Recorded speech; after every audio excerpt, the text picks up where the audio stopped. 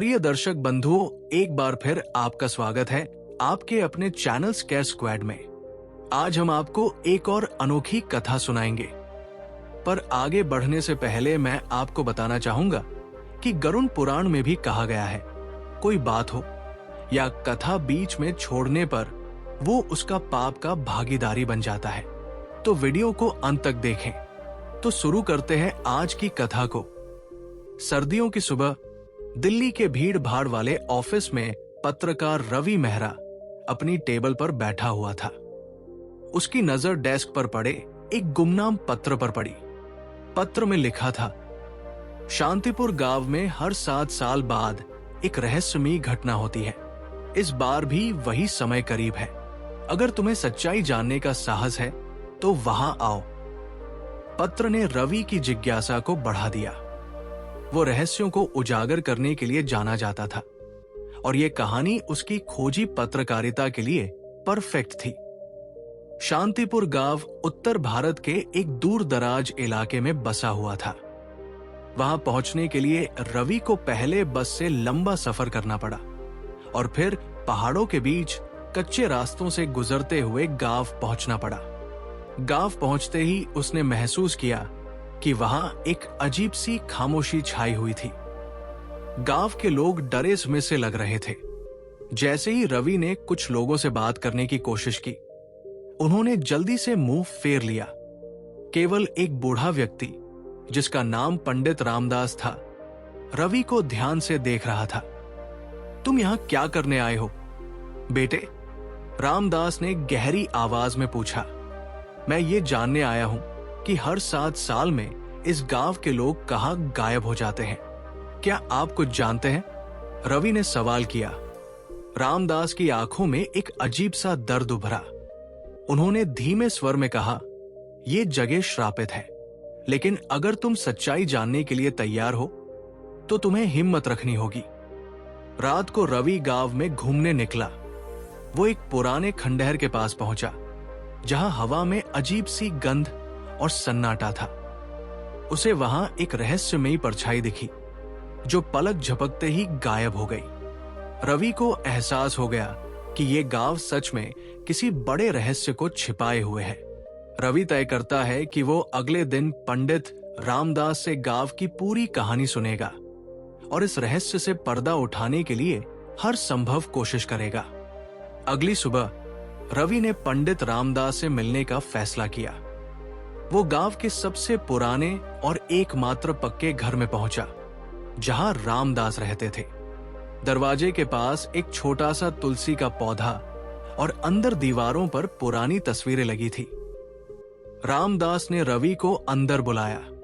उनकी आंखों में गहराई और चेहरे पर अनुभव की लकीरें थी। रवि ने सीधे सवाल किया, ये गांव हर 7 साल में वीरान क्यों हो जाता है? ये रहस्य क्या है? रामदास ने लंबी सांस ली और कहा, यह कहानी सदियों पुरानी है। इस गांव पर एक साधु का शाप है। साधु का शाप? रवि ने चौंकर पूछा। रामदास ने कहना शुरू किया, सैकड़ों साल पहले शांतिपुर एक समृद्ध और खुशहाल गांव था। यहां के लोग खेती करते थे और जीवन में संतुष्ट रहते थे। लेकिन एक दिन पास के राज्य का लालची राजा यहां आया। राजा ने गांव के लोगों को जबरन अपनी सेना के लिए कर देने पर मजबूर किया। उन्हीं दिनों एक साधु गांव में पहुंचे। वे एक तपस्वी थे, जिनका ध्यान में लीन रहना ही जीवन था। गांव वालों ने उनकी खूब सेवा की, लेकिन राजा को यह मंजूर नहीं था। उसने साधु को गांव से चले जाने का आदेश दिया। जब साधु ने इनकार किया तो राजा ने क्रोधित होकर उनकी हत्या कर दी। रवि ने उत्सुकता से पूछा, फिर क्या हुआ? मरते समय साधु ने शाप दिया।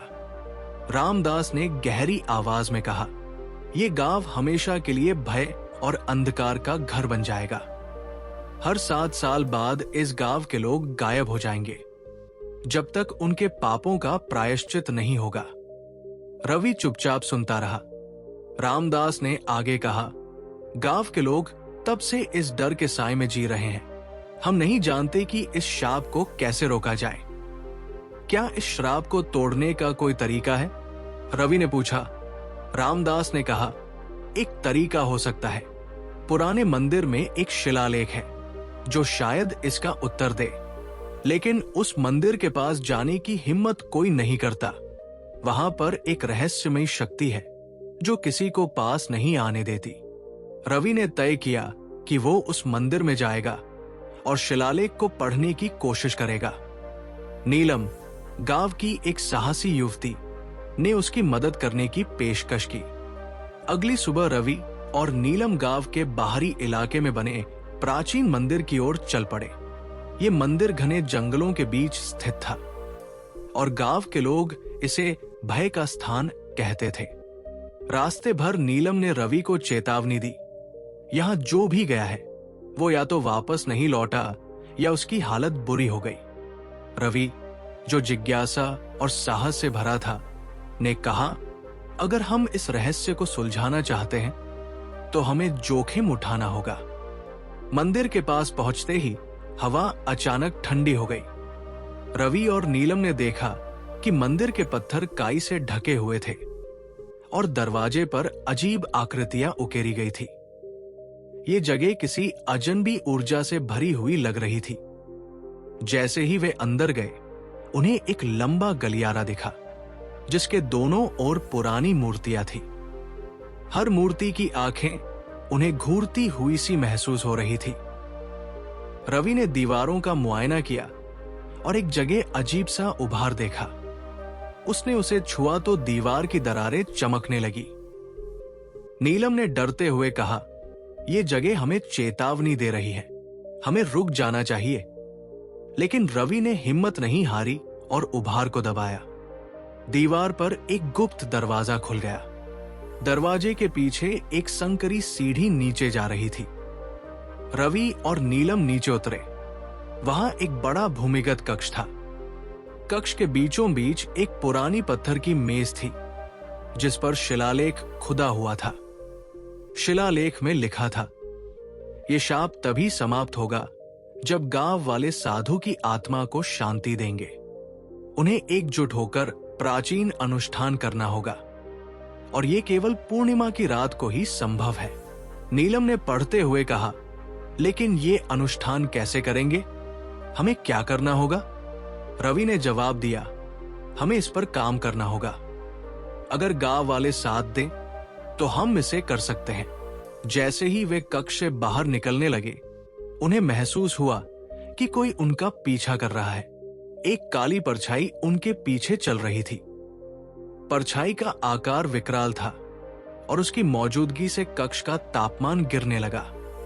नीलम ने घबराकर कहा, यह साधु की आत्मा हो सकती है, हमें जल्दी यहां से निकलना होगा।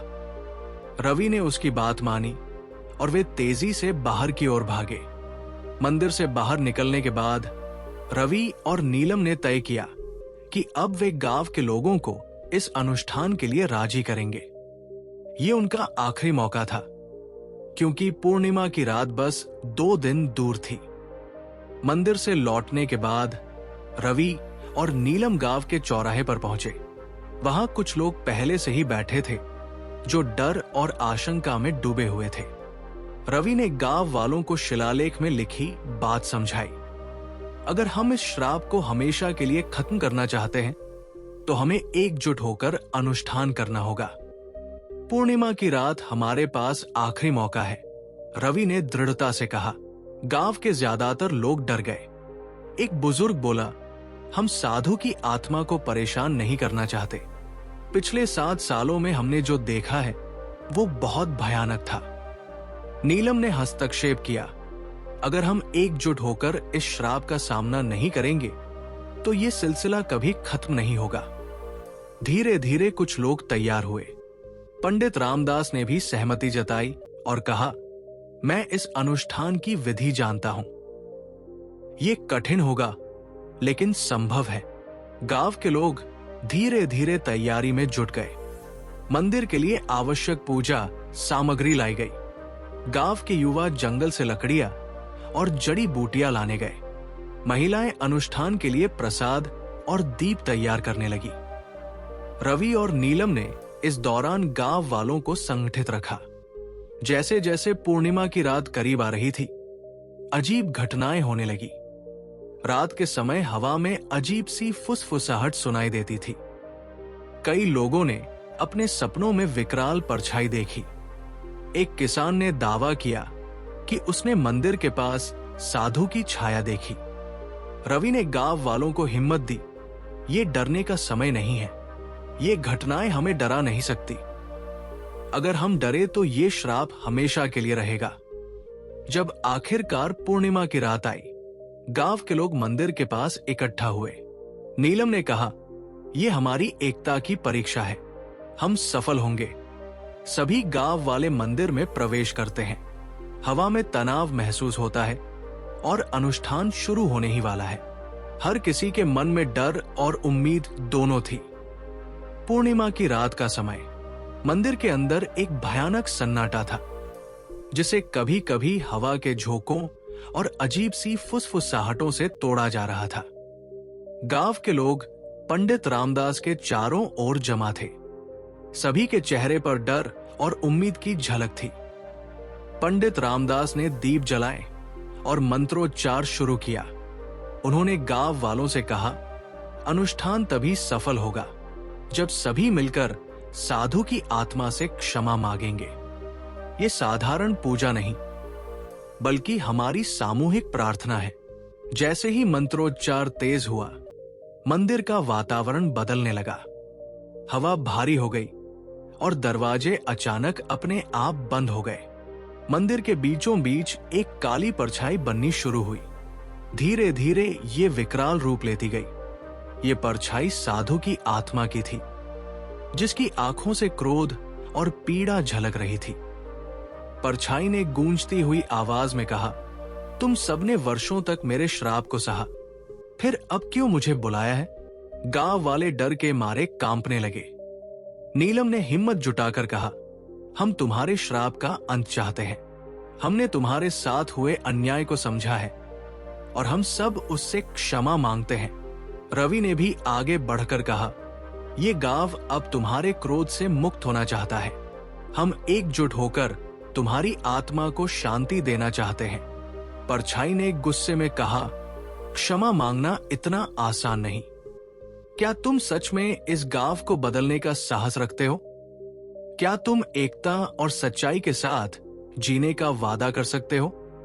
गांव वालों ने एक स्वर में कहा, हम वादा करते हैं। हम एकजुट होकर इस श्राप को हमेशा के लिए समाप्त करेंगे। जैसे ही गांव वालों ने वादा किया, मंदिर के चारों ओर भयानक घटनाएं शुरू हो गई। हवा में काली धूल उठने लगी। मूर्तियों से अजीब रोशनी निकलने लगी। परछाई और विकराल होती गई। पंडित रामदास ने कहा, डरो मत, ये हमारी परीक्षा है, बस प्रार्थना करते रहो। साधु की आत्मा शांत होने लगी।